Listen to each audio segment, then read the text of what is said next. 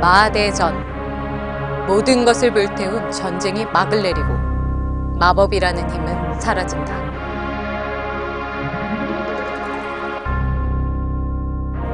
천년 후 사람들은 철, 화약, 증기기관, 기계의 힘으로 새로운 시대를 열었다.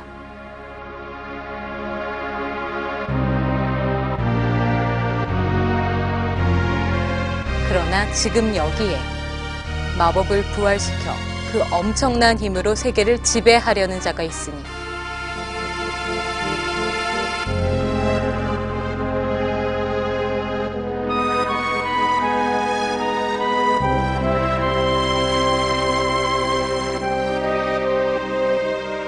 인간은 또다시 그 과오를 범하려 하는가?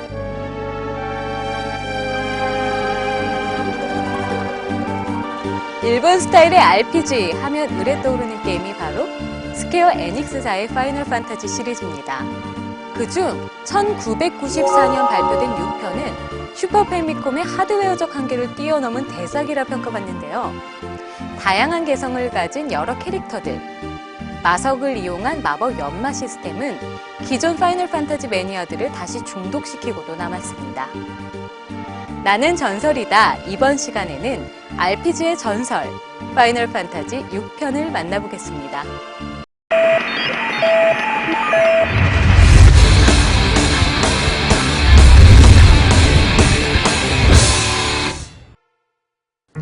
파이널 판타지 6는 티나라는 한 소녀의 이야기로 시작됩니다.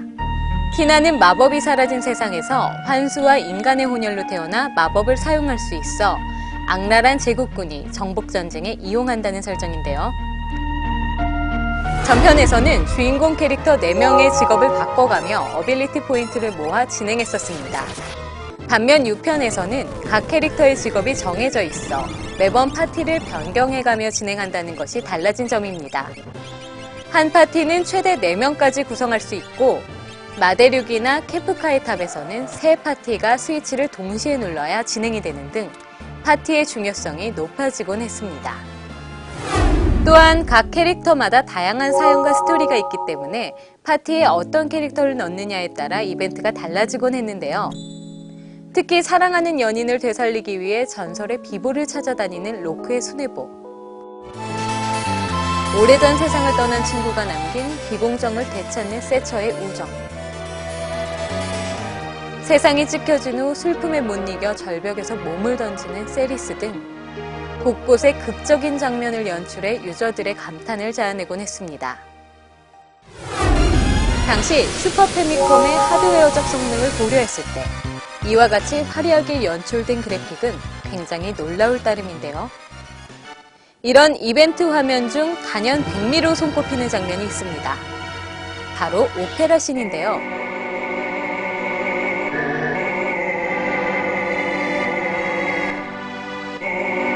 세리스가 오페라의 주인공 마리아의 납치 예고 소식에 대신 오페라를 공연한다는 설정으로 가사를 정확히 선택하고 춤을 추다가 꽃다발을 던지는 등 상당히 세심하고 우아한 분위기를 연출했었습니다.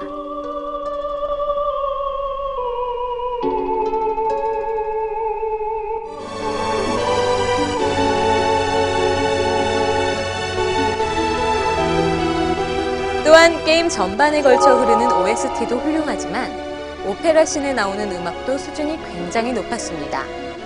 마치 음성이 나오는 듯한 이 곡은 아직도 유저들 사이에 전설로 남아있는 곡이기도 합니다.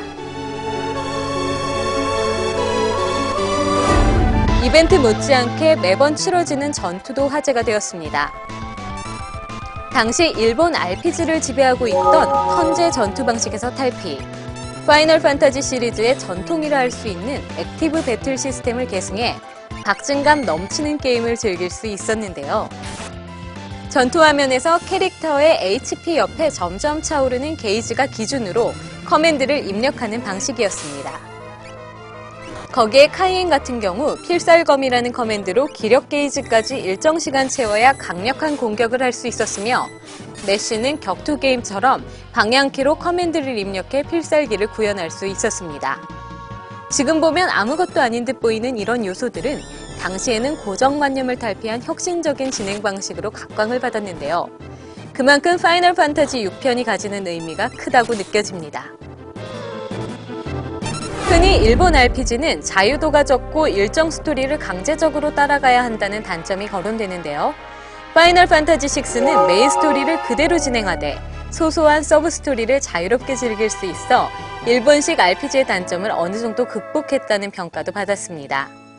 예를 들어 삼투 신의 부활로 세계가 찢겨진 후 투기장에서 벌어지는 여러 가지 상황들, 그리고 흉내쟁이 고고나 우마로 같은 추가 캐릭터를 찾아가는 여정은 굳이 진행하지 않아도 엔딩을 보는데 아무런 지장이 없었습니다. 하지만 RPG 게임의 가장 큰 장벽이라 할 수 있는 반복 사냥은 파이널 판타지 6편에서도 나타나는데요.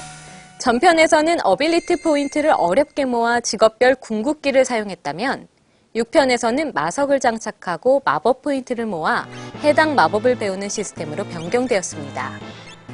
이 또한 전투 한 번에 1, 2점밖에 주지 않기 때문에 상당히 시간이 걸렸는데요. 그만큼 마법 포인트를 비교적 많이 주는 필드에서 몇 시간이고 전투를 반복했던 기억이 납니다. 그리고 스트라고스나 가우 같은 경우 몬스터에게 기술을 배우는 방식이어서 쓸만한 기술을 사용하는 몬스터가 나오면 파티에 스트라고스와 가우를 집어넣어 기술의 빈칸 채우기를 시도했는데요. 엔딩을 보아도 몇 번이고 다시 플레이하게 만드는 파이널 판타지 시리즈의 매력이라고 느껴집니다. 이런 장편 드라마 같은 과정을 거치고 나면 공공의 적, 케프카와의 마지막 전투로 기나긴 여정의 끝을 보게 됩니다. 최종 보스 케프카는 파이널 판타지 시리즈의 일러스터인 야마노 요시타카 작품을 그대로 옮겨놓은 듯한 모습에 강력한 전체 마법을 사용해 주인공들을 괴롭히는데요. 결국 기나긴 전투를 거쳐 케프카를 물리치면 감동의 엔딩이 나오게 됩니다.